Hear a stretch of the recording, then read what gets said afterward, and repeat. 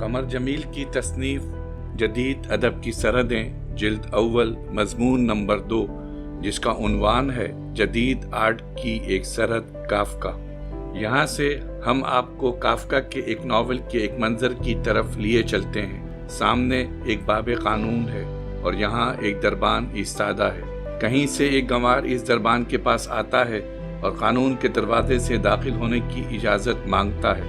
دربان اسے یہ اجازت نہیں دیتا۔ وہ پوچھتا ہے کیا کچھ دیر بعد میں اندر جا سکوں گا؟ ہاں، مگر ابھی نہیں۔ قانون کا دروازہ کھلا رہتا ہے۔ گنوار اس دروازے میں سے اندر جھانکتا ہے۔ دربان ہنستا ہے۔ اگر تمہیں اندر جانے کی اتنی ہی شدید خواہش ہے تو تم میری اجازت کے بغیر اندر کیوں نہیں چلے جاتے؟ ہاں، مگر یاد رہے کہ میں بہت طاقتور ہوں، ہر چند کے یہاں کا سب سے چھوٹا دربان ہوں۔ ایک ایوان سے دوسرے ایوان تک ایک دروازے پر دربان ان میں سے ہر ایک دوسرے سے زیادہ طاقتور ہے۔ تیسرے دربان کا چہرہ تو اتنا دہشت ناک ہے کہ میں بھی اسے دیکھنے کی ہمت نہیں رکھتا۔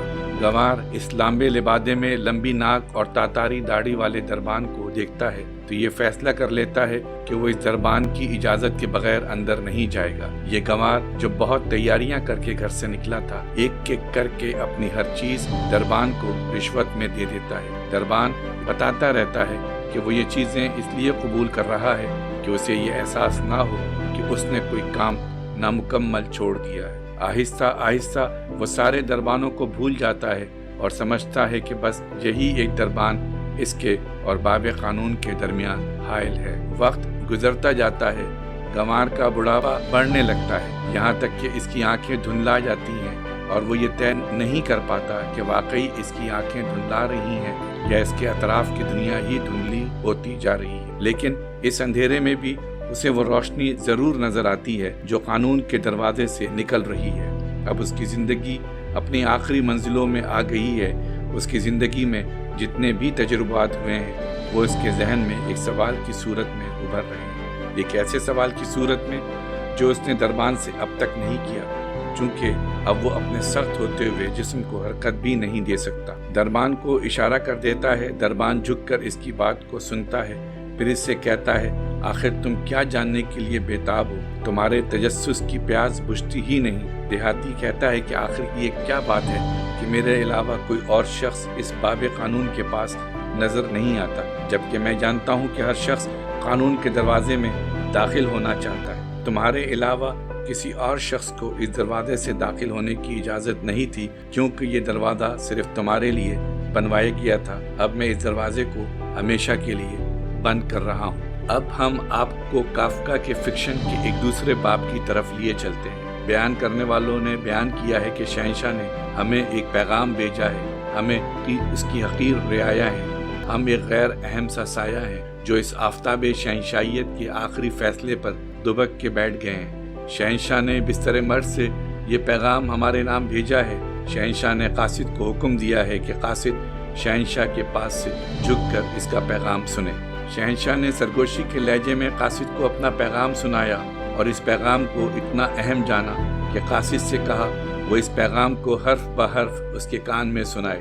تب شہنشاہ نے اسے سن کر سر ہلایا اور کہا ہاں، پیغام صحیح ہے۔ شہنشاہ کی موت کے ان تمام دیکھنے والوں کے لیے جو شہنشاہ کے بستر مرگ پر جمع تھے، راستہ روکنے والی تمام دیواروں کو توڑ دیا گیا تھا اور اس کے اطراف مملکت کے سارے شہزادے ایک دائرے کی صورت میں جمع تھے۔ ان کے سامنے شہنشاہ نے قاصد کو یہ پیغام دیا تھا اور وہ قاصد پیغام لے کر فوراً اپنے سفر پر روانہ ہوا تھا۔ لیکن سفر طویل تھا، راستے میں ہجوم کو ہٹانا مشکل تھا، انسان لاتعداد تھے۔ اگر راستہ صاف ہوتا تو ہوا میں اڑ کر جاتا اور ہمارے دروازوں پر دستک دیتا، لیکن اب وہ لوگوں کے درمیان اپنا راستہ بناتے بناتے تھک گیا ہے۔ وہ اب تک اندرونی محل کے کمروں سے باہر نہیں نکل سکا ہے۔ اگر وہ باہر نکل گیا تب بھی ایک محل اور آ جائے گا۔ ہزاروں برس کے بعد قاصد اگر اس دروازے سے مجمع کو کاٹ کر آگے نکل بھی گیا تو یہ خواب ہوگا جو کبھی شرمندہ تعبیر نہیں ہو سکتا، کیونکہ آخر تک کوئی پہنچ ہی نہیں سکتا۔ خاص طور پر وہ قاصد کیسے پہنچے گا جو ایک مردے کا پیغام لے کر جا رہا ہو۔ کافکا کو بعض لوگوں نے مذہبی مصنف قرار دیا ہے اور بعض نے یہ کہا ہے کہ وہ مذہب سے مایوس ہو چکا تھا، یہاں تک کہ ایمان کو ناممکن سمجھتا تھا اور زندگی کو محمل اس کے باوجود اس کی تحریروں میں بنیادی سچائیاں موجود ہیں، اور یہی نہیں، اس کی تحریروں کی ہزاروں تعبیریں ممکن ہیں۔ اس کی حد سے بڑھی ہوئی انفرادیت نے اسے معاشرے میں اجنبی بنا دیا تھا۔ کافکا کی نظر میں بیداری سے زیادہ خواب حقیقت کا انکشاف کرتے ہیں۔ کافکا کے لیے خواب ہی سب سے بڑی حقیقت تھے۔ چنانچہ ایک دن جب میکس براڈ کا باپ سو رہا تھا تو کافکا کے قدموں کی چاپ سے جاگ پڑا۔ کافکا نے اس سے کہا، جناب، آپ مجھے بھی اپنے خواب ہی کا ایک حصہ سمجھیے۔ یہ کافکا کی سورریلزم تھی۔ وہ سمجھتا تھا کہ خواب بھی انسان کے وجدان کا اظہار کرتے ہیں۔ یہ خواب فرائیڈ کے خوابوں کی طرح حقیقت کو چھپاتے نہیں، بلکہ حقیقت کا اظہار کرتے ہیں۔ کافکا کے نزدیک سچائیاں دو قسم کی ہوتی ہیں، ایک شجر علم کی طرح، دوسری شجر حیات کی مانند۔ شجر علم کا پھل کھانے سے انسان پر خیر و شر کی تمیز کے دروازے کھل جاتے ہیں، لیکن شجر حیات سراپا خیر ہے۔ شجر علم معاشرے سے ملتا ہے، شجر حیات وجدان سے حاصل کرنا پڑتا ہے۔ خیر و شر کی تمیز لمحاتی ہوتی ہے اور زندگی ابدی، اسی لیے شجر حیات کے سامنے شجر علم کی روشنی مان پڑ جاتی ہے۔ کافکا کا تخیل تحلیل نفسی کے ماہروں کی طرح نفسیاتی جزویات میں چلا جاتا ہے، اس لیے نہیں کہ کافکا نے فرائیڈ کا مطالعہ کیا تھا، بلکہ اس لیے کہ وہ وجدانی طور پر جانتا تھا اس تقسیم کو جو اس کی ذات کے غیر مسلمہ حصہ اور اس کی ذات کے پبلک حصے کے درمیان موجود ہے۔ اس کہانی میں یعنی فیصلہ میں،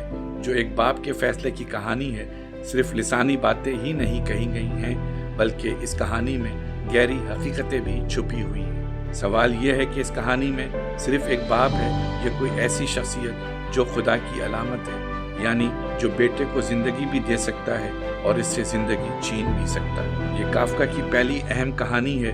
اس کہانی کی کئی تعبیریں ممکن ہیں، مذہبی اور مابعد الطبیعاتی تصورات بھی ضروری ہیں، اور اس کہانی کے کئی اجزاء مضحکہ خیز اور محمل بھی ہیں۔ کافکا کا خیال ہے کہ اس کی ہر کہانی میں ایک ایسی سچائی موجود ہے جسے پڑھنے والا خود دریافت کرتا ہے۔ اس کہانی میں باپ اور بیٹے کے درمیان جو تعلق ہے وہ محبت اور نفرت میں لپٹا ہوا ہے۔ اظہاریت پسند ادیبوں کی تحریروں میں اس قسم کا تعلق عام طور پر دکھایا جاتا ہے۔ دراصل اظہاریت پسند ادیب معاشرے کے تجارتی اور مادی رویے کے خلاف احتجاج کر رہے تھے، اور یہ بتانا چاہتے تھے کہ ادیبوں کی نئی نسل ایک نئی روحانیت میں یقین رکھتی ہے، اشتراکیت اور انسانیت میں یقین رکھتی ہے۔ کہانی کا آغاز اس طرح ہوتا ہے کہ ایک نوجوان تاجر جارج اپنے دوست کو اپنی نسبت طے ہونے کے بارے میں اطلاع دیتا ہے۔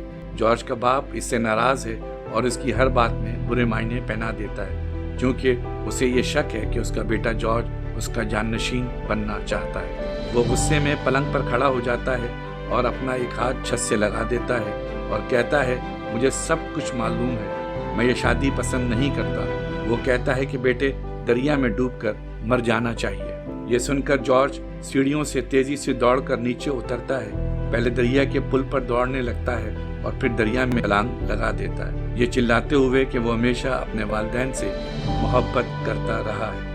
اس کہانی میں بھی کافکا کے آرٹ اپنے بھرپور انداز میں نظر آتا ہے۔ پہلی بات تو یہ کہ اس کا آرٹ اس نوعیت کا ہے کہ اس میں سچائی ادب پر حاوی ہوتی ہوئی دکھائی دیتی ہے۔ اس کے علاوہ دوسری بات یہ ہے کہ کافکا کے یہاں زبان، شعور اور وجود کے درمیان یعنی سوچ اور حقیقت کے درمیان ایک پل بن جاتی ہے۔ یہ محسوس ہوتا ہے جیسے معنی اپنی آخری انتہا تک پہنچنا چاہتے ہیں۔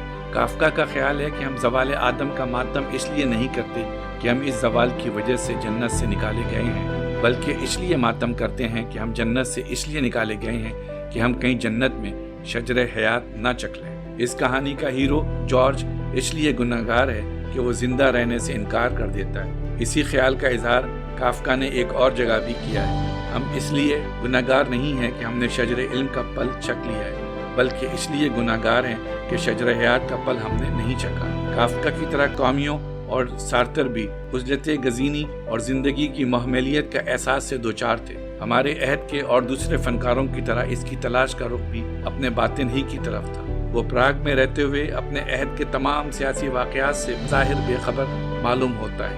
ہنگری تباہ ہوا، چیکو سلواکیہ کی نئی مملکت سامنے آئی، لیکن بظاہر اس نے ان واقعات پر کوئی توجہ نہیں دی۔ اب ذرا کافکا کا ماحول اور اس کی ذہنی فضا بھی ملاحظہ کیجیے۔ نیٹشے کی انفرادیت پسندی نے اسے بہت متاثر کیا تھا، لیکن وہ نیٹشے کی ول ٹو پاور بہت کم رکھتا تھا۔ اسے اپنی ناکامیوں کا احساس بہت زیادہ بڑھ گیا تھا۔ وہ نقشے کی طرح بورژوا قدروں اور اقلیت پرستی کا دشمن تھا۔ یہ وہ زمانہ ہے جب پراگ میں فن برائے فن اور رومانویت کا بڑا چرچا تھا۔ رومانی تخیل کا بڑا جوش و خروش تھا۔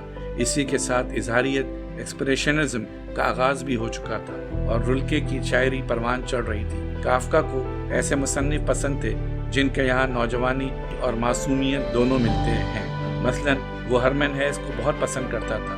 وہ ایسے ادیبوں اور فنکاروں میں دلچسپی رکھتا تھا جو اسی کی طرح معاشرے سے کٹے ہوئے ہوں اور زندگی کے دکھ سہ رہے ہوں۔ اس کا خیال تھا کہ دکھ ہی انسانی وجود کی بنیاد ہیں اور یہ کہ دانشمندی کے حصول کا واحد راستہ بھی یہی دکھ ہے۔ میٹامورفسس اس کی مشہور کہانی ہے۔ اس کہانی کے مرکزی کردار گریگر سمسا کی ایک روز آنکھ کھلتی ہے تو وہ دیکھتا ہے کہ وہ اپنے بستر پر ایک بہت بڑا کاکروچ بن چکا ہے۔ کافکا کے پہلے جملے ہی سے پتہ چل جاتا ہے کہ بیچارے گریگر سمسا کی موت واقع ہو جائے گی۔ چنانچہ یہ ساری کہانی موت کے آہستہ آہستہ وقوع پذیر ہونے کی داستان۔ اس نقطہ نظر سے دیکھا جائے تو یہ کہانی ٹالسٹائے کی کہانی ایون ابلیج کی موت کی کہانی سے بہت ملتی جلتی ہے۔ ٹالسٹائے کی کہانی موت کے بارے میں ہے اور کافکا کی کہانی کا تعلق زندگی میں موت سے ہے۔ کافکا کے اس مرکزی کردار گریگر سمسا کا یہ حال ہے کہ وہ اپنی زندگی اور موت کے خلاف لڑتا ہے، لیکن اس کی زندگی ہی اس کی موت ہے۔ جب وہ موت کے قریب ہوتا ہے اور اپنی بہن کو وائلن بجاتے ہوئے سنتا ہے تو وہ یہ محسوس کرتا ہے جیسے وہ کسی روحانی غذا کی طرف بڑھ رہا ہے۔ گریگر سمسا موسیقی کے ذریعے ایسی دنیا میں پہنچنا چاہتا ہے جہاں اس کی روح اور دنیا ایک ہو جائے، لیکن وہ اس منزل تک پہنچے کیسے؟ کیونکہ کافکا ایک جگہ کہتا ہے مقصد تو ہوتا ہے، راستہ نہیں ہوتا، راستہ تو بس پاؤں کے ڈگمگانے کا نام۔ کافکا ایک پیاسا اور بھوکا فنکار ہے، ایک سچا بھوکا فنکار، کیونکہ دنیا اس کی روحانیت کی تسکین نہیں کر سکتی۔ اس بھوکے فنکار سے سرکس کے ایک اوورسیر کا مکالمہ سنیے۔ اوورسیر نے کہا، تم کمال کرتے ہو فنکار۔ سرکس کے اوورسیر کے کانوں کا بوسہ لیتے ہوئے بولا، میں اس لیے فاقے کر رہا ہوں کہ جو غذا مجھے چاہیے وہ مجھے نہیں ملی۔ اگر مجھے وہ غذا مل جاتی تو میں بھی آپ لوگوں کی طرح کھانا ضرور کھاتا۔ ہمارے چینل کو سبسکرائب نہیں کیا تو سبسکرائب کریں اور بیل آئیکن کو لازمی دبائیں تاکہ ہماری نئی ویڈیو آپ تک پہنچ سکے۔